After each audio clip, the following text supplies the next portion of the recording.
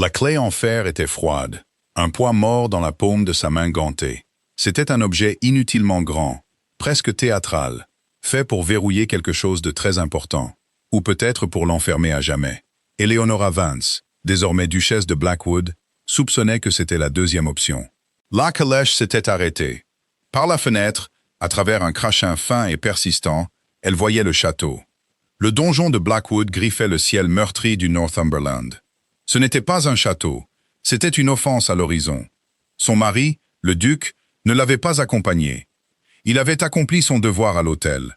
Une affaire rapide et impersonnelle. Dans une église poussiéreuse de Londres, avec 2 témoins tirés de son club. Il lui avait passé au doigt une bague aussi froide que la clé qu'elle tenait maintenant. Ses mots d'adieu, adressés au cocher mais destinés à elle, avaient été « veiller à ce qu'elle soit livrée ». Comme si elle était un colis, un héritage indésirable. Et maintenant, elle était livrée. Les grandes portes en chêne, grises et fissurées, s'ouvrirent en grinçant. Un homme s'inclina. Son visage était une carte routière de résignation lasse. C'était l'intendant, M. Fletcher. Il ne croisa pas son regard. « Votre grâce », murmura-t-il. Ce titre était comme un vêtement étrange et mal ajusté sur ses épaules. Eleonora descendit de la calèche. Sa simple robe de voyage grise sentit immédiatement l'humidité. Elle n'attendit pas la main du laquais. Son regard passa des épaules voûtées de l'intendant à l'entrée béante du hall. Les halls étaient vastes, sombres. Il sentait la pierre, l'humidité et la décomposition lente et patiente des siècles. Une pellicule de poussière recouvrait tout. Elle adoucissait les contours d'un grand escalier et les portraits d'ancêtres sinistres. Il semblait la foudroyer du regard pour son intrusion. « Bienvenue au donjon de Blackwood, votre grâce », dit Fletcher. Ces mots étaient totalement dépourvus de chaleur. Eleonora inclina la tête. C'était un geste de reconnaissance, pas de remerciement. Elle retira ses gants, doigt par doigt. « Vous ferez monter mes malles dans mes appartements, monsieur Fletcher. Et vous ferez allumer un feu dans la bibliothèque. » Une lueur traversa son visage. De la surprise? De l'agacement? La bibliothèque n'a pas été utilisée depuis des années, votre grâce. L'aile ouest est... Il s'interrompit, faisant un vague geste dans la pénombre. Inapproprié. Les appartements de sa grâce ont été préparés dans l'aile est. Les appartements de sa grâce? Demanda-t-elle, d'une voix calme mais claire. Les appartements de la défunte duchesse, votre grâce. Un nœud froid se forma dans l'estomac d'Eleonora. On lui avait donné les appartements d'une morte dans un château mort. « Je vois », dit-elle.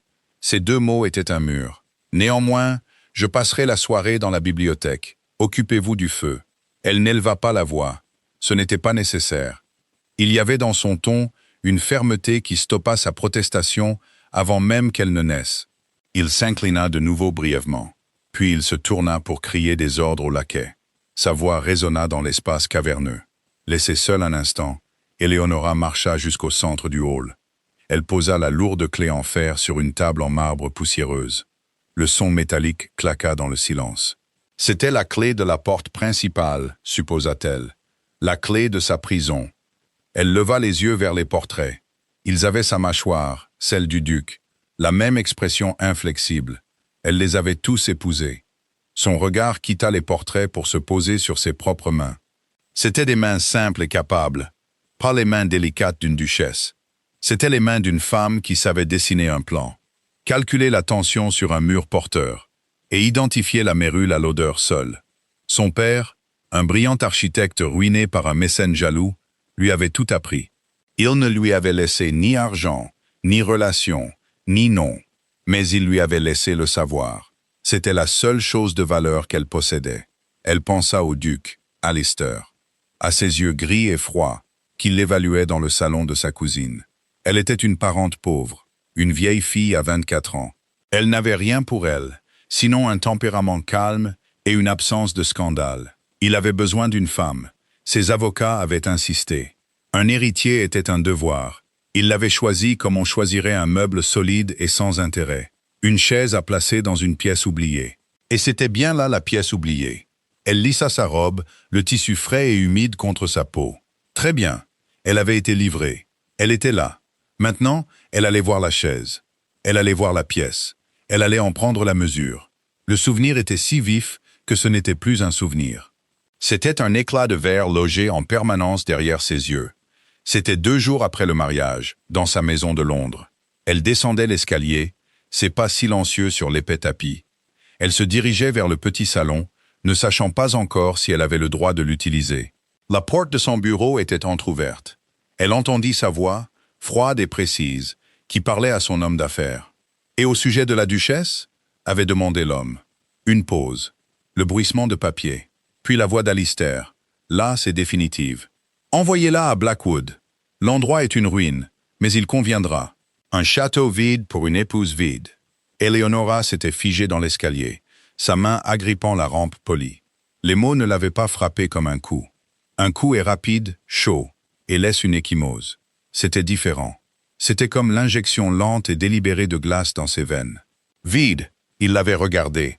Elle, la somme de sa vie, ses pensées, ses chagrins silencieux et ses espoirs secrets. Et il n'avait vu qu'un vide. Un espace blanc à remplir avec son titre, puis à oublier aussitôt. Elle n'avait pas reculé, elle n'avait pas pleuré. Elle était restée là, un long moment silencieux. Le tic-tac de la grande horloge dans le hall mesurait la mort d'un espoir qu'elle ne savait même pas posséder. Puis, elle avait continué à descendre les escaliers, le dos parfaitement droit. Elle était entrée dans le petit salon.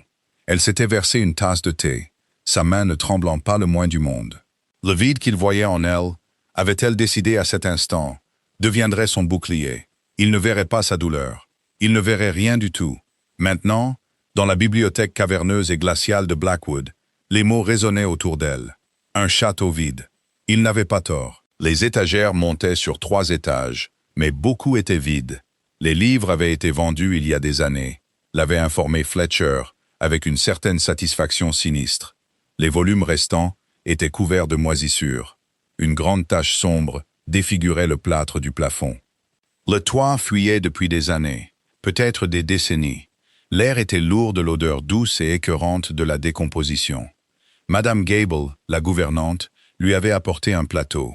C'était une femme aussi grise et solide que les murs du château, avec des yeux qui ne manquaient rien. Elle avait regardé Eleonora passer un doigt sur une cheminée crasseuse, laissant une traînée nette dans la poussière. « Le duc n'est pas venu depuis 5 ans, votre grâce, » avait dit la gouvernante, d'une voix neutre. « Pas depuis la défunte duchesse, pas depuis son décès. »« Je suis au courant, » répondit Eleonora, sans se retourner. C'était donc un lieu de deuil, un tombeau. Il ne l'avait pas envoyé dans une maison, il l'avait envoyé dans une tombe, celle de sa première femme, et maintenant, supposait-il, la sienne. Le personnel est réduit, continua Madame Gable, avec un avertissement dans la voix. Seulement moi-même, Fletcher, une aide de cuisine, et 2 jardiniers plus vieux que les arbres. J'ai la liste, dit Eleonora en se retournant enfin. Elle tenait un petit registre qu'elle avait demandé à l'intendant. J'ai aussi les comptes de la maison pour les 5 dernières années. Elle avait passé la première heure de son arrivée à les lire. Les chiffres racontaient l'histoire d'un déclin délibéré et géré. Assez d'argent était dépensé pour empêcher le château de s'effondrer complètement, mais pas un shilling de plus. Il était maintenu dans un état de ruine parfaite. Les sourcils de Madame Gable, fins et pâles, se haussèrent d'une fraction de pouce. « Fletcher vous a donné les registres. Je les ai demandés, » déclara simplement Eleonora. Elle se dirigea vers le feu que la gouvernante avait réussi à ranimer dans la grande cheminée de pierre. Il crépitait faiblement. Une petite lueur de vie dans une pièce immense et morte. Le toit dans le coin nord-ouest de cette pièce a une fuite. Une grosse fuite. La pourriture a dû se propager aux poutres principales. Je peux la sentir. La gouvernante la dévisagea. Ce n'était pas la réaction qu'elle attendait de la nouvelle duchesse. Pas de larmes, pas de crise de nerfs, pas d'exigence pour la saison mondaine de Londres. Un diagnostic de mérule. Oui, votre grâce, c'est le cas, admit Madame Gable. Nous ne pouvons pas réparer le toit par ce temps, continua Eleonora, pensant à voix haute autant qu'elle parlait à l'autre femme. Mais nous pouvons déplacer les livres, au moins ceux des galeries supérieures. Nous pouvons les descendre et les couvrir. L'histoire de cette maison ne doit pas être réduite en bouillie, même si la maison elle-même l'est. Elle regarda alors directement Madame Gable, d'un regard clair et évaluateur. « J'aurai besoin d'aide. » Pour la première fois, l'expression de la gouvernante passa d'une neutralité méfiante à quelque chose qui ressemblait à de l'intérêt. Elle ne voyait pas une épouse languissante ou une aristocrate exigeante. Elle voyait une femme avec un but. Une femme qui regardait un désastre et n'y voyait pas une fin, mais une tâche à accomplir. « Il y a des bâches en toile dans le grenier de l'écurie, » dit Madame Gable après un moment. « Pour les calèches qui ont été vendues. Elles sont lourdes, mais elles feront l'affaire. »« Bien, » dit Éléonora, avec un petit hochement de tête sec. « Nous commencerons demain matin. » Elle passa le reste de la soirée, non pas près du feu, mais à arpenter la bibliothèque, ses pas résonnants. Elle passa ses mains sur le bois taché d'eau et les dorures écaillées. Elle trouva une section cachée dans une alcôve poussiéreuse qui avait été protégée des pires fuites. Les livres ici n'étaient pas des romans ou de la poésie, c'étaient des traités, de l'ingénierie, de la botanique, et à sa grande surprise, de l'architecture, le monde de son père, son monde. Elle tira un lourd volume de l'étagère, les 4 livres de l'architecture de Palladio. Il s'ouvrit sur une page marquée d'un ruban délavé, un plan pour un escalier en porte-à-faux. Son père lui en avait enseigné les principes. Un frisson, vif et inattendu, la parcourut. Ce n'était pas le frisson d'une duchesse dans son château. C'était le frisson d'un artisan trouvant un atelier digne de ce nom. Le duc lui avait donné un château vide. Il n'avait pas réalisé qu'il donnait à un maître d'œuvre le projet de sa vie. Le lendemain matin, Éléonora était dans la bibliothèque, avant le lever du soleil. Elle ne portait pas de soie, mais une robe de laine sombre et pratique, les manches retroussées jusqu'au coude. Madame Gable la trouva là, debout sur une échelle branlante. Elle essayait de déloger un lourd volume, relié en cuir d'une étagère élevée. « Votre grâce, » dit la gouvernante, la voix empreinte d'alarme. « Ce n'est pas prudent. Permettez-moi. » Éléonora baissa les yeux, une tache de poussière sur la joue. « C'est tout à fait sûr, Madame Gable. L'échelle est solide. Le problème, c'est le livre, qui semble avoir fusionné avec l'étagère. » Elle tira de nouveau fermement, et le livre se libéra dans une pluie de poussière et de toiles d'araignée desséchées. Elle descendit de l'échelle, ses mouvements sûrs et stables. Elle posa le livre sur une grande table, qu'elle et Madame Gable avaient débarrassée la veille. C'était un relevé du domaine datant de 1780. À l'intérieur se trouvaient des cartes détaillées des terres de Blackwood, y compris les carrières, les forêts et les cours d'eau qui alimentaient le donjon. Mais c'est l'annexe qui lui coupa le souffle. Elle contenait un jeu de plans d'architecture pour le château lui-même. Pas tel qu'il était, mais tel qu'il aurait dû être. L'aile ouest y était représentée avec une magnifique véranda en verre. Les jardins étaient disposés selon une géométrie complexe et magnifique de terrasses et de fontaines. C'était la vision de ce que le donjon de Blackwood pouvait être, de ce qu'il aurait dû être. Il l'a appelé une ruine, murmura-t-elle pour elle-même. Elle traçait du bout du doigt les lignes élégantes de la véranda proposée. Il n'a jamais vu le plan. Ce jour-là, une nouvelle routine étrange commença. Éléonora, avec Madame Gable comme son second silencieux et vigilant, entama la tâche lente et monumentale de sauver les livres.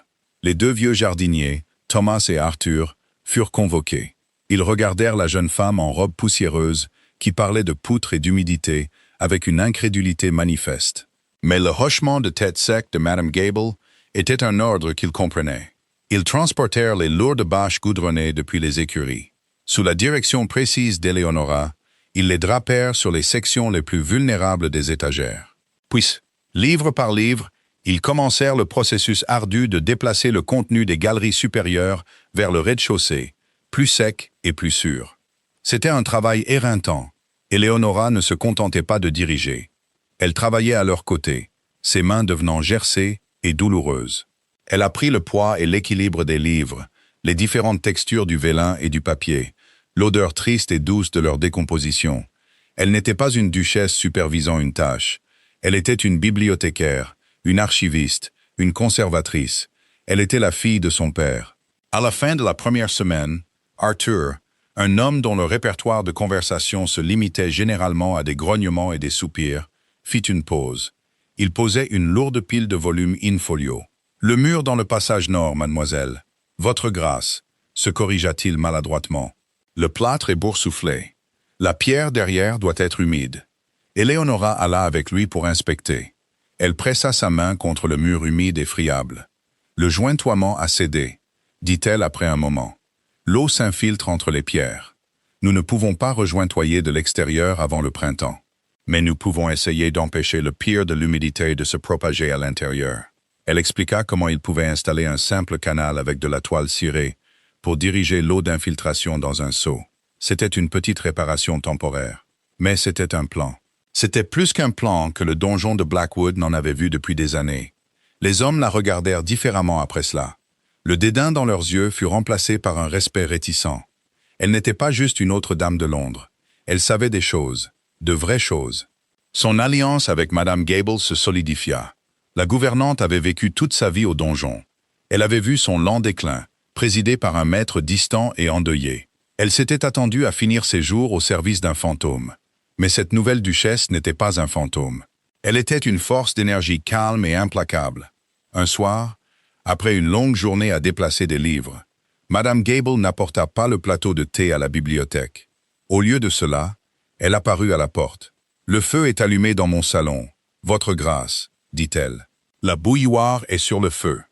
Si vous me faisiez cet honneur. » C'était une invitation qui était aussi un traité. Éléonora la suivit jusqu'à de petites pièces chaleureuses derrière les cuisines principales. Un feu joyeux crépitait dans l'âtre. Un chat dormait sur un tapis de chiffon. C'était la première pièce vraiment chaude et confortable où Éléonora se trouvait depuis son arrivée.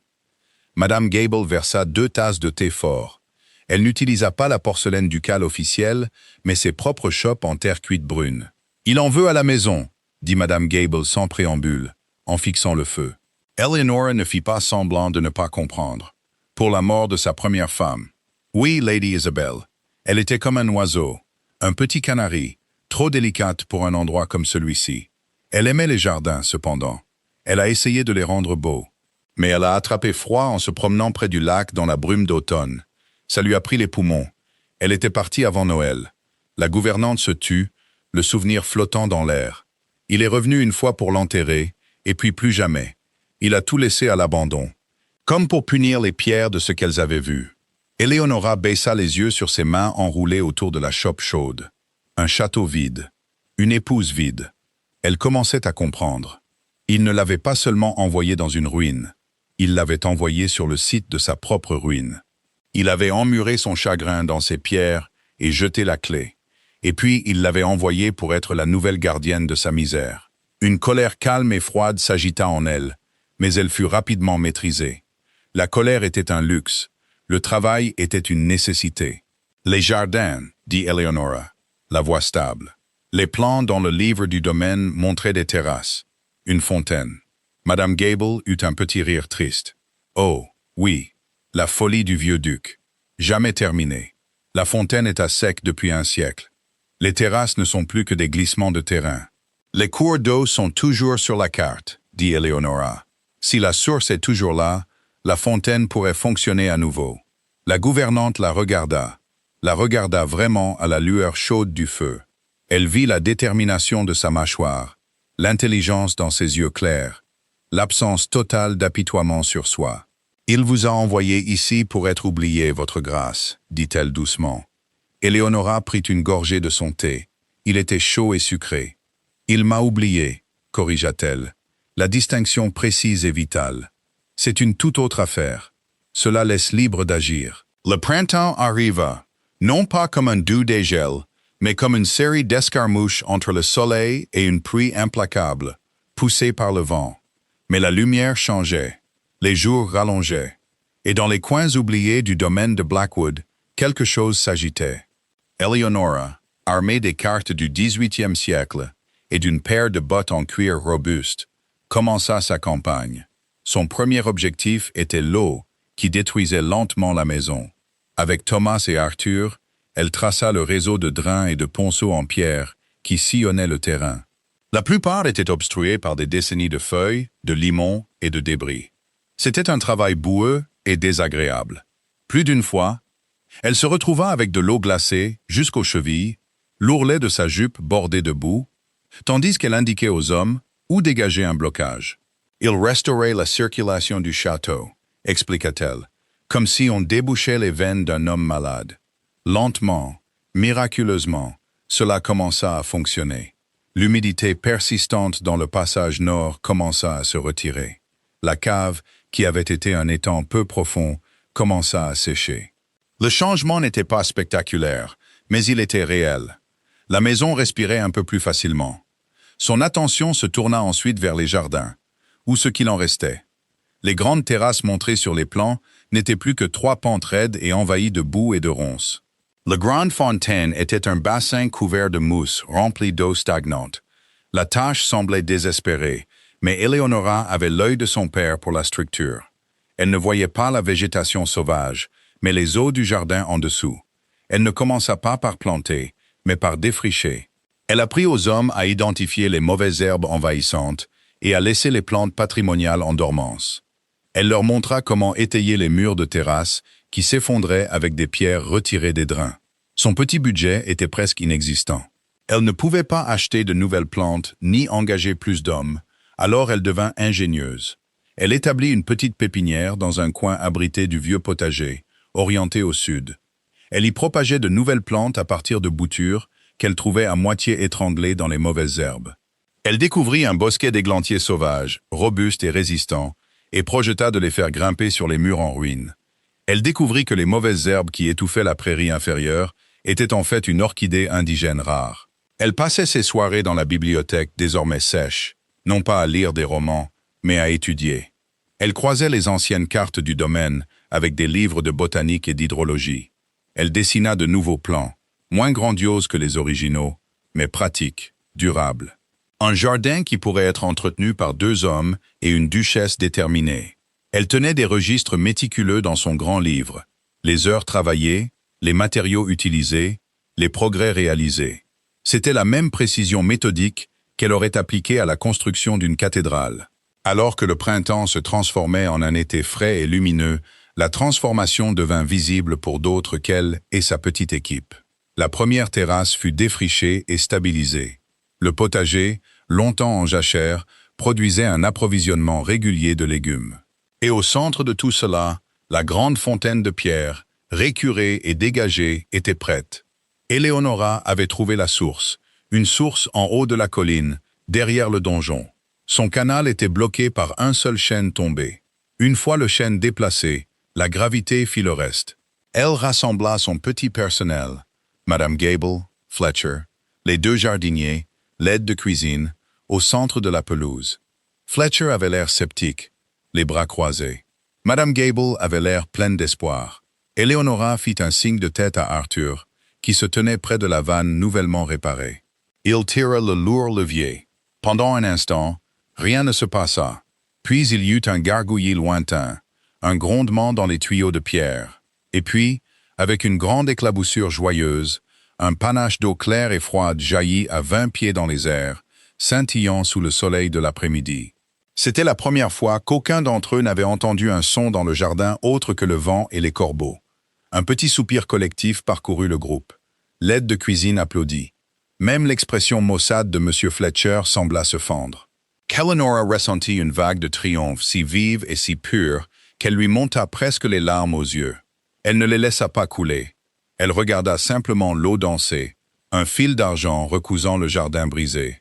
C'était plus qu'une fontaine, c'était une preuve de concept. C'était une déclaration. La vie pouvait être ramenée à cet endroit. Ce soir-là, Madame Gable apporta une bouteille de vin de sureau, qu'elle avait faite elle-même, à la bibliothèque. Elle et Eleonora s'assirent près de la fenêtre ouverte, le son de la fontaine un doux murmure en arrière-plan. « Lady Isabelle aurait adoré », dit doucement la gouvernante. « Je l'espère », répondit Eleonora. Elle regarda le jardin, baigné dans la longue lumière dorée d'un soir d'été. Le château était encore une ruine à bien des égards. Le toit avait encore besoin d'être réparé. L'aile ouest était toujours inhabitable. Mais ce n'était plus un lieu de désespoir absolu. C'était un lieu de possibilité. Elle avait pris le coin le plus vide du monde de son mari et y avait planté un jardin. Elle ne l'avait pas fait pour lui. Elle l'avait fait pour la maison et pour elle-même. Elle avait prouvé qu'elle n'était pas vide. Elle était une créatrice. Les pluies de fin d'automne arrivèrent avec une vengeance cette année-là, comme si le ciel essayait de récupérer le terrain qu'Eleonora avait gagné. Pendant des semaines, un vent de force coup de vent balaya le nord, testant chaque réparation, cherchant chaque faiblesse dans la vieille pierre. Eleonora se retrouvait constamment en patrouille, ses bottes et l'ourlet de sa cape perpétuellement humides. Elle travaillait avec Thomas et Arthur pour sécuriser les ardoises détachées, dégager les drains nouvellement bloqués, et renforcer les étais temporaires sur la façade en ruine de l'aile ouest. Le travail était sinistre et sans fin. Un matin, elle était dans la bibliothèque à revoir ses plans soigneusement dessinés pour la restauration de la véranda, quand Madame Gable entra. Le visage de la gouvernante, habituellement un masque de calme, était tendu d'inquiétude. « Un cavalier du Sud, votre grâce », annonça-t-elle. Un message du domaine du duc à Fairwood. Eleonora posa sa plume. Fairwood était la résidence principale d'Alistair, un joyau d'architecture palladienne et de parcs paysagers. C'était sa fierté, l'opposé de Blackwood en tout point. Qu'y a-t-il? La tempête, celle qui nous frappe depuis 15 jours. C'était pire là-bas, bien pire. Une grande inondation. La rivière est sortie de son lit. Tout le rez-de-chaussée de la maison principale a disparu. Les fondations sont compromises. Ils craignent un effondrement partiel. Eleonora ressentit un étrange sentiment de détachement. C'était comme entendre des nouvelles d'un autre pays. « Le duc va-t-il bien ?» demanda-t-elle. La question étant une question de protocole. Il est indemne, mais il est désemparé. Le message dit qu'il vient vers le nord. Madame Gable se tordit les mains. Un geste d'anxiété si inhabituel qu'il en était surprenant. Il a l'intention d'inspecter les carrières et les forêts de bois sur les terres de Blackwood pour la reconstruction. La pièce devint soudain très silencieuse. Le seul son était le tambourinement de la pluie contre le verre plombé. Il venait, ici, à l'endroit qu'il avait abandonné, à la ruine qu'il lui avait assignée. Une terreur froide, quelque chose qu'elle n'avait pas ressenti depuis des mois, commença à revenir. Tout son travail acharné, toutes ses petites victoires, semblaient soudain fragiles, insignifiants. Que verrait-il? Verrait-il le jardin ressuscité, la bibliothèque sèche, les réparations solides? Ou ne verrait-il que l'immense ruine restante et elle, un petit roitelet poussiéreux président à la décadence qu'il avait ordonnée? « Quand arrive-t-il » demanda-t-elle, sa voix ne trahissant rien du tumulte qu'elle ressentait. « Dans la semaine » a dit le cavalier. « Une semaine. » Le personnel, le peu qu'il y avait, fut pris de panique. Fletcher était furieux, marmonnant sur l'état des appartements du duc, le manque de personnel adéquat, l'impossibilité de préparer un accueil convenable. Eleonora le laissa s'inquiéter. Elle ne commanda pas de nouveaux draps, ni ne politit de l'argenterie qu'elle n'avait pas. Ses préparatifs étaient d'un autre ordre. Elle passa les jours suivants dans une frénésie d'activités calmes et méthodiques. Elle mit à jour ses registres, s'assurant que chaque centime dépensé était comptabilisé. Elle classa soigneusement ses dessins d'architecture et ses notes de réparation. Elle s'assura que les terrains étaient aussi propres que le temps le permettait. Elle ne préparait pas une maison pour un mari. Elle préparait un rapport pour un propriétaire terrien. C'était sa seule défense. Le jour où il devait arriver, la pluie cessa enfin. Un soleil faible et aqueux perça les nuages, faisant briller la pierre humide du château. Eleonora choisit sa robe avec soin. Pas une robe de soie pour prouver qu'elle était une duchesse, mais la même laine bleu foncé qu'elle portait souvent pour son travail, propre et bien repassée. Elle ne l'attendit pas dans le grand hall comme une épouse accueillante. Quand elle entendit le bruit des roues de sa calèche sur l'allée de gravier, elle était là où elle était toujours l'après-midi, dans le jardin, inspectant les dégâts de la tempête sur les arbres fruitiers en espalier qu'elle avait si soigneusement formés contre le mur orienté au sud. Elle entendit ses pas derrière elle, lourds et inhabituels sur le chemin. Elle ne se retourna pas immédiatement. Elle finit d'attacher une branche lâche à son support métallique avec un morceau de ficelle, ses doigts agiles et sûrs. Ce n'est qu'alors qu'elle se redressa, épousseta la terre de ses mains et se tourna pour lui faire face. Il était plus grand qu'elle ne s'en souvenait. Le vent avait coloré son visage, et ses yeux gris, qu'elle se rappelait froids et distants, étaient maintenant vifs et évaluateurs, observant la scène devant lui. Il regardait par-dessus son épaule, vers le château. Son expression était illisible. Il s'attendait, elle le savait, à la même ruine désolée qu'il avait laissée derrière lui. Ce qu'il voyait était autre chose. La pelouse, bien que détrempée, était soigneusement fauchée. Les terrasses, bien que nues pour l'hiver, étaient clairement définies et stables. La fontaine, bien que silencieuse pour la saison, se dressait propre et fière dans son bassin, et des cheminées de l'aile S, de minces panaches de fumée s'élevaient, signalant la vie à l'intérieur. Son regard tomba enfin sur elle. Il remarqua sa robe simple, ses bottes robustes, la tache de terre sur sa joue qu'elle avait manquée. Elle vit une lueur d'incrédulité dans ses yeux. Une profonde déconnexion entre la femme qu'il avait renvoyée et la femme qui se tenait devant lui. « Alistair, dit-elle, la voix égale. C'était la première fois qu'elle utilisait son nom.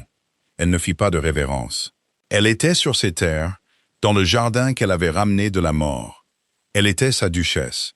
Elle ne s'inclinerait pas devant lui ici. « Éléonora, répondit-il, sa propre voix rauque, comme par manque d'usage. Il regarda du château à elle, puis de nouveau au château. Qu'est-ce que c'est? Ce n'était pas la question à laquelle elle s'attendait. Elle avait répété des réponses pour « Qu'avez-vous fait ?» ou « Pourquoi n'avez-vous pas écrit ?» Mais « Qu'est-ce que c'est ?» était tout autre chose. C'était une question de choc pur et total. Elle laissa un petit silence froid s'installer avant de répondre. « Ceci, dit-elle, en désignant le jardin ordonné, les murs stables, la maison derrière eux, est le donjon de Blackwood, votre grâce. » Alistair resta figé sur le chemin de gravier. Le monde qu'il pensait connaître se réorganisait sous ses yeux. Il avait gardé une image de Blackwood dans son esprit pendant 5 ans. Une pierre tombale grise et en ruine marquant la tombe de son bonheur. Il s'attendait à retrouver cette même image, seulement plus délabrée, plus désolée.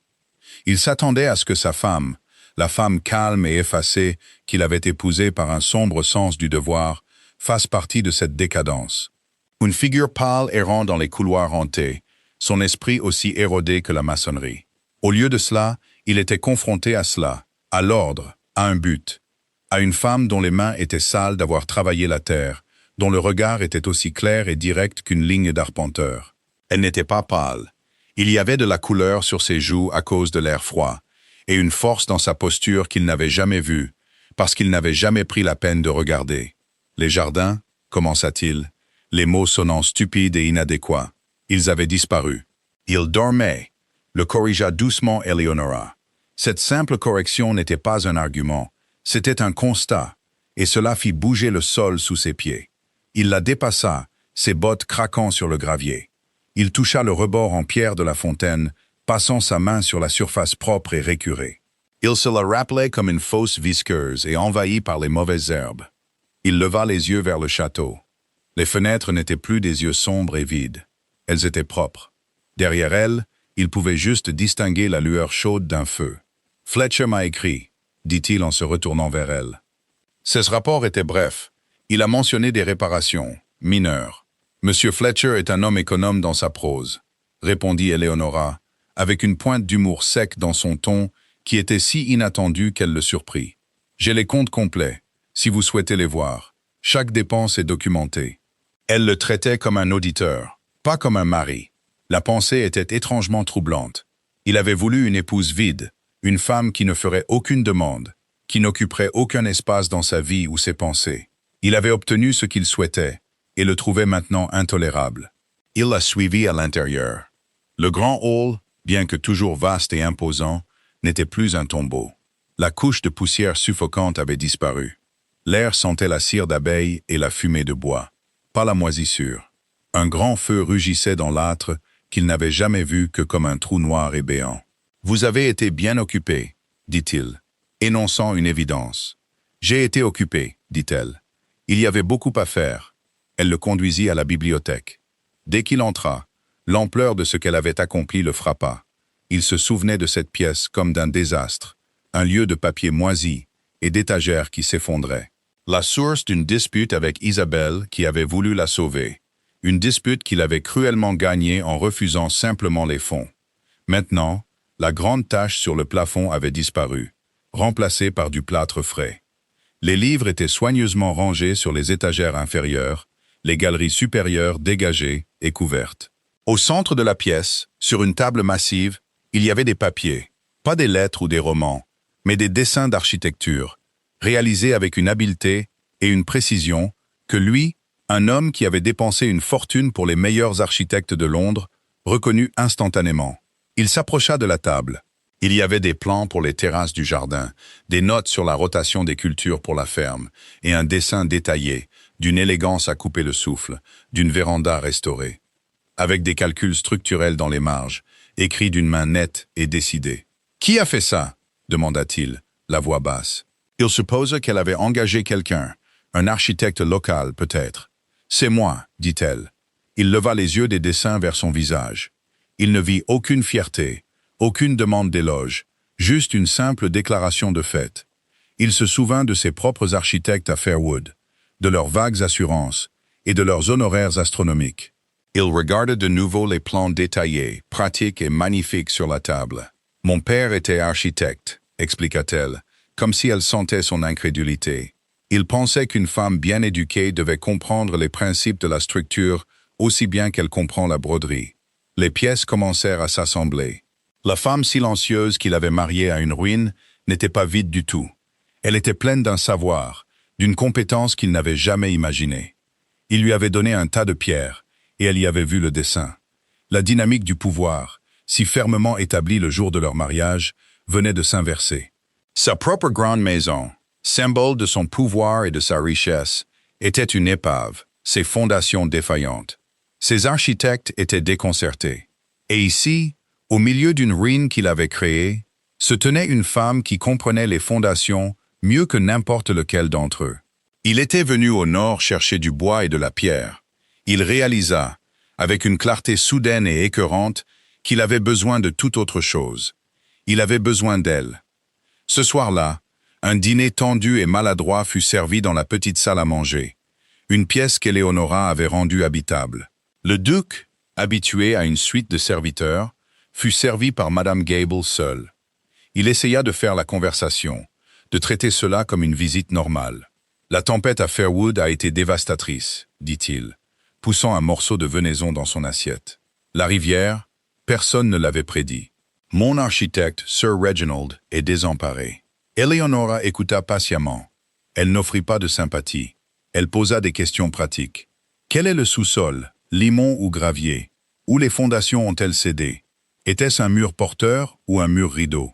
Les questions étaient pointues, spécifiques et professionnelles. Il se retrouva à y répondre en détail, esquissant un plan de l'aile endommagée au dos d'une serviette avec un morceau de charbon de bois du feu. Elle écouta, la tête penchée, son expression pensive. Les contreforts du côté de la rivière étaient ornementaux, pas structurels, conclut-elle, après qu'il eut fini. Une erreur courante dans les maisons de cette période. Sir Reginald n'aurait pas su où chercher. L'eau aurait facilement sapé les fondations peu profondes. Il la dévisagea. En 20 minutes, elle avait diagnostiqué un problème qui avait déconcerté l'architecte le plus célèbre d'Angleterre. « Comment pouvez-vous savoir cela? J'ai lu les livres de votre bibliothèque, dit-elle simplement. En particulier ceux sur la construction des folies du XVIIIe siècle. Fairwood est un bâtiment magnifique, mais il a été construit pour la beauté, pas pour la résilience. » Il sentit une bouffée de honte. Il avait rempli sa maison de belles choses, y compris sa première femme, et n'avait rien compris à aucune d'entre elles. Il avait privilégié l'apparence à la structure, et maintenant sa maison et sa vie en payaient le prix. Plus tard, il la retrouva dans la bibliothèque. Elle ne lisait pas, mais se tenait près de la fenêtre, regardant le jardin éclairé par la lune. « J'avais tort, dit-il, les mots semblant maladroits et inadéquats dans sa bouche. Elle ne se retourna pas. « À propos de quoi, précisément ?» demanda-t-elle, la voix calme. La question exigeait des détails. Ce n'était pas une invitation à des excuses vagues et générales. C'était une demande pour une liste détaillée de ses échecs. Il le méritait. « À propos de cet endroit, commença-t-il, à propos de vous. » Il fit un pas de plus. « Je vous dois des excuses. »« Vous ne me devez rien, votre grâce, » répondit-elle, son ton toujours froidement formel. « C'est votre propriété. Je ne suis que sa gardienne. » Le mur poli et impénétrable qu'elle avait construit autour d'elle était plus redoutable que n'importe quel mur de pierre de Blackwood. Il vit alors que des excuses ne suffisaient pas. Ce n'étaient que des mots. Il devait lui montrer. « Laissez-moi voir les registres, » dit-il. Elle se tourna alors, surprise. « Les registres? Et les plans? Tous. Je veux voir tout ce que vous avez fait. » Pendant les 2 jours suivants, Alistair n'agit pas comme un duc inspectant son domaine. Il agit comme un apprenti. Éléonora, formelle et réservée, le guida dans une visite de son travail. Elle lui montra les drains dégagés, les sections de toit réparées, les murs de terrasse stabilisés. Elle lui expliqua la rotation des cultures dans le potager et ses plans pour le bois dans les bois du Nord. Elle fit tout cela avec un détachement calme et professionnel, présentant son travail pour son approbation. Lui, à son tour, écouta. Il posa des questions. Il apprit les noms des 2 vieux jardiniers et vit le respect qu'ils avaient pour sa femme. Il vit la chaleur entre Eleonora et Madame Gable. Il vit le petit monde prospère qu'elle avait construit dans les ruines de son chagrin. Il vit que pendant qu'il était à Londres, entouré par le bruit et la flatterie de la société, la vraie vie, dure et belle, se déroulait ici. Il était humilié. L'arrogance qui lui avait permis de la rejeter si cavalièrement fut dépouillée, couche par couche, à chaque nouvelle révélation de sa compétence, de son intelligence, de sa résilience. Il l'avait cru vide, mais c'était lui qui était vide. Un homme creux, qui se pavanait avec ses titres hérités et son chagrin non examiné. Le troisième jour, il se tenait avec elle sur la colline derrière le château, regardant l'œuvre de ses mains. La lumière d'automne était claire et nette, et le château, pour la première fois de sa mémoire, ne ressemblait pas à une ruine, mais à un foyer. « Fairwood peut attendre, dit-il. La reconstruction, ce n'est pas important. » Elle le regarda, son expression illisible. « C'est votre maison. »« Non, dit-il, le mot sortant avec une certitude qui le surprit. « C'est ma maison. » Où ça pourrait l'être, si sa gardienne permettait au propriétaire de rester. C'était une question, pas une déclaration. Il demandait la permission d'entrer dans sa propre maison. Le renversement de pouvoir était complet. Eleonora resta silencieuse pendant un long moment, le vent tirant sur une mèche de ses cheveux. Il ne s'était pas excusé pour la seule chose qui comptait le plus. La blessure qu'il avait infligée était toujours là, un éclat de glace dans son cœur. Il admirait la maison, mais il n'avait pas encore reconnu la cruauté de l'architecte. Tant qu'il ne le ferait pas, tout cela n'était qu'une formalité. Il était un invité admirant les rénovations. Il n'était pas un partenaire. « La pierre de carrière dont vous aurez besoin pour Fairwood est de haute qualité, » dit-elle finalement, sa voix parfaitement égale, ramenant la conversation aux affaires. « J'ai l'étude géologique dans la bibliothèque. Je vous la montrerai. » Elle se tourna et retourna vers le château, le laissant seul sur la colline. Il la regarda partir, une silhouette solitaire au dos droit. Il avait offert de rester, et elle lui avait offert une étude géologique. Il avait échoué au test. Il le comprenait maintenant. Les excuses qu'il avait présentées concernaient la sous-estimation de ses compétences. Il ne s'était pas encore excusé d'avoir profané son esprit. Et il savait, avec une certitude qui le glaça jusqu'aux os, qu'il devrait le faire. Il devrait trouver les mots exacts pour le crime, ou il la perdrait pour toujours. Il la trouva, comme il savait qu'il le ferait, dans la seule partie du château qui était purement sa création, le squelette de la véranda. L'espace n'était guère plus que de bas murs de pierre et la promesse de verre, mais elle avait déjà commencé à le remplir. Des pots de bouture et de racines dormantes étaient disposés sur des étagères improvisées, attendant la lumière. C'était une pièce d'espoir pure et totale, et elle se tenait en son centre, le dos tourné. Il ne l'appela pas. Il marcha silencieusement jusqu'à ce qu'il se tienne à quelques pieds derrière elle. Il pouvait sentir la faible odeur de terre humide et de la lavande qu'elle glissait dans ses robes. Pendant un long moment, il ne dit rien, rassemblant simplement le courage de dire ce qui devait être dit. « J'étais dans mon bureau à Londres, » commença-t-il, la voix basse et rauque. « Mon homme d'affaires était là. Nous venions de conclure le contrat de mariage. Eleonora ne bougea pas, mais il la sentit se figer. Une immobilité qui n'était pas calme, mais tendue. « Il a demandé ce qu'il fallait faire de vous, » continua Alistair, se forçant à regarder son dos rigide. « Et j'ai dit envoyez-la à Blackwood. L'endroit est une ruine, mais il conviendra. » Il marqua une pause, l'air lourd du souvenir. Il devait dire le reste. Il devait lui tendre le couteau lui-même. Un château vide pour une épouse vide. Il vit ses épaules se tendre, le plus petit des mouvements, mais c'était comme s'il l'avait frappé. Il l'avait fait. Il l'avait frappé alors, et il la frappait maintenant avec le souvenir du coup. « Je sais que vous m'avez entendu, » dit-il doucement. « Je ne le savais pas à l'époque, mais je le sais maintenant. Il n'y a pas d'autre explication à la perfection de vos défenses. » Elle se tourna enfin, son visage pâle dans la lumière grise de l'après-midi, ses yeux scrutant les siens. Il n'y avait pas de larmes. Il ne l'avait jamais vue pleurer. Il soupçonnait qu'elle ne le ferait jamais. Pas devant lui. « Pourquoi me dites-vous cela ?» demanda-t-elle, sa voix à peine un murmure. « Parce que c'est la vérité, et c'est la vérité la plus laide à mon sujet. Je l'ai dit parce que j'étais un lâche. Cet endroit, après la mort d'Isabelle ici, je le détestais. Je détestais ces pierres, cet air, ce sol même. Il était plein de mon échec, de mon chagrin. Et j'étais si plein de ce vide que je ne pouvais imaginer personne d'autre être entier. Alors, j'ai pris mon vide et mon chagrin, et ce château vide, et je vous les ai donnés, à une étrangère. Je vous ai donné ma ruine, et je vous ai ordonné d'y vivre. C'était la chose la plus cruelle, la plus impardonnable que j'ai jamais faite.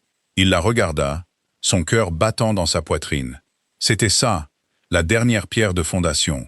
Elle tiendrait ou tout s'effondrerait. « Je ne demande pas votre pardon, dit-il, la voix brisée. Ce serait une insulte. Je ne demande rien. Je ne fais que témoigner de la vérité de ce que je vous ai fait. » Éléonora le fixa, et pour la première fois, le masque froid et professionnel de la gardienne se fissura. Elle ne vit pas le duc de Blackwood, pas le puissant aristocrate qui l'avait acheté, mais un homme mis à nu, debout au milieu d'une ruine de sa propre fabrication. Il ne cherchait pas d'excuses, il ne se dérobait pas, il nommait le crime avec précision. Elle pensa à l'année écoulée, au travail éreintant, aux petits triomphes, à la lente et constante réhabilitation de la maison et d'elle-même. Elle avait tout fait au mépris de l'homme qui se tenait devant elle maintenant. Elle avait construit une forteresse contre son souvenir. Et maintenant, il était entré volontairement dans cette forteresse et avait déposé les armes. Il l'avait traitée de vide et il avait raison. Elle avait été vide d'espoir, d'attente, de la conviction qu'elle pourrait un jour être vue pour qui elle était. Il avait créé la condition même qu'il avait nommée. Mais il avait tort à propos du château. Il n'était pas vide, il attendait. Et elle aussi. Elle prit une petite inspiration tremblante. L'odeur de la terre et de la vie dormante emplit ses poumons. Elle regarda autour de la véranda, les rangées soignées de pots, la promesse de 1000 printemps. Elle avait construit cela. Pas seulement le jardin et la maison, mais ce moment, cette possibilité fragile et terrifiante d'un commencement. Le toit aura besoin d'un système de vitrage breveté, dit-elle, la voix calme mais stable, pour maximiser la lumière d'hiver pour les agrumes. Alistair la regarda, confus. Les agrumes? J'ai trouvé un fournisseur à Bristol. Ils peuvent être amenés en diligence s'ils sont correctement protégés du gel. Elle le regarda, et pour la première fois depuis son arrivée, un minuscule sourire, presque imperceptible, toucha les coins de sa bouche. Ce sera cher. Il sentit le monde basculer sur son axe. Elle ne lui pardonnait pas. Elle ne l'absolvait pas. Elle allait de l'avant. Elle parlait de l'avenir. Un avenir qui incluait des agrumes et un vitrage breveté. Et peut-être lui. Un sourire lent et incrédule se répandit sur son propre visage. C'était comme un pays étranger. « Je vois », dit-il, la voix épaisse d'émotion. « Et les plans pour ce système de vitrage? Je les ai déjà dessinés, dit-elle. Elle désigna un rouleau de dessin sur un banc voisin. « Voudriez-vous les voir ?» Il n'hésita pas. « Oui, dit-il. » Le mot était simple, sans fioriture, et portait le poids d'un vœu. « Éléonora, oui. » Elle déroula les plans et il se plaça à côté d'elle. Pas en tant que duc, pas en tant que mari, mais en tant que partenaire. Ils se penchèrent ensemble sur les dessins, leurs épaules se touchant presque. Deux architectes planifiant un avenir dans la maison qui n'était plus vide. Parce qu'ils étaient enfin, tous les deux, chez eux.